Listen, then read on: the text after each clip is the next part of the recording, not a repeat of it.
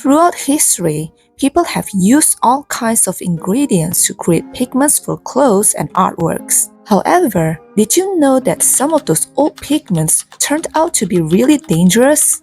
The first one is red, often used in clothing and drapery because it symbolized power and nobility. But one of the most dangerous ways to get that rich glowing red color was using vermilion, and it was made by grinding up cinnabar, a bright red mineral that contains mercury, which is super toxic to humans. Back then, vermilion was used a lot in paintings and old manuscripts, but since it was expensive, people often mixed it with cheaper red pigments like plant-based dyes, red ochre, and insect-based colors. However, some artists like Titian, Raphael, and Giotto use pure vermilion in their art, especially when they paint things like the red robes of saints and cardinals or blood in religious scenes. Although vermilion color was amazing, it wasn't suitable for fabrics. Since it was a powdered mineral, it didn't stick well and would fall off easily. Also, vermilion was very toxic and constant skin contact could lead to mercury poisoning. So instead of using vermilion for clothes, they used safer and more stable dyes like crimson color from insects or plant-based reds to get that bold, luxurious red color.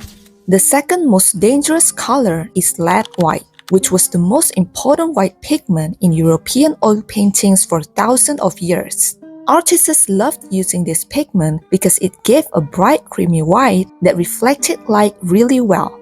It was perfect for painting white clothes, soft backgrounds, mixing skin tones, and prepping the canvas. Although it was a beautiful color, it was also very dangerous because it contains lead, a toxic heavy metal that can slowly poison the body, especially through inhalation and skin contact. Artists who didn't wear gloves, masks, or apron often suffered serious health issues over time. Besides being used in art, lead white was also used by upper-class women as makeup.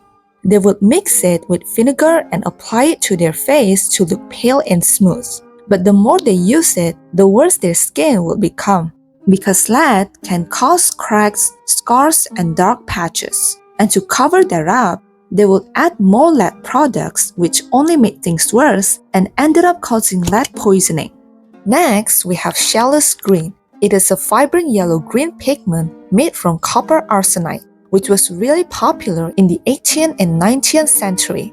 Besides its bright and eye-catching shade, people loved this color because it was affordable and easy to produce. As a result, Scheele green was often used in items like clothing, accessories, wallpaper, books, and even children's toys. However, it turns out that this color was just as deadly as the other pigments we have discussed. Scheele green was made from arsenic, which was one of the most poisonous substances ever known. Since people at that time didn't understand arsenic poisoning, Scheele green was used for almost a century. Eventually, doctors and scientists began suspecting that something was wrong. They noticed that people who worked with green pigments were getting sick, and people who used green wallpaper, dresses, and toys were also dying mysteriously. After a deep research, they finally confirmed that Scheele green was indeed toxic and had been the cause of many unexplained illnesses and deaths. Since then, people became aware of the danger, and this pigment finally fell out of favor.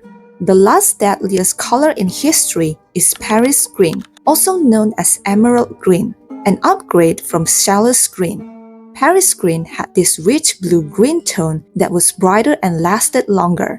As a result, this pigment quickly became the it color in the 19th century. People were obsessed with this color that it wasn't only used for home decor and fashion, but also in artworks. It was said that artists like Monet and Vincent van Gogh loved using this pigment because it was cheap, beautiful, and worked really well in oil paint. But here's the hard truth. Paris green was even more dangerous than Scheele green because it was made by combining copper acetate and arsenic trioxide, which was even more toxic. And since it was a superfine powder, the dust could easily be inhaled or absorbed through the skin. Just like its predecessor, people also started getting sick and dying.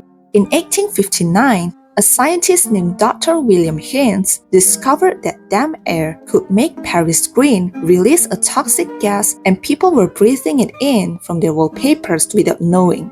Chemists began testing the wallpapers and found that they had extremely high levels of arsenic, even higher than Scheele's green. Once again, people started to realize how dangerous it was and avoid using items with Paris green in it. Now, many of you might be wondering, if the pattern was the same as Scheele's green, how come people didn't realize sooner that Paris green was also killing people? The answer is Paris green was labeled as safer than Scheele's green. Even though it was still arsenic-based, it was more stable, and chemists thought it wasn't as harmful. So like I said, people at that time didn't fully understand how arsenic poisoning actually worked. So what do you think? Do you know any other dangerous colors in history? Let me know in the comments.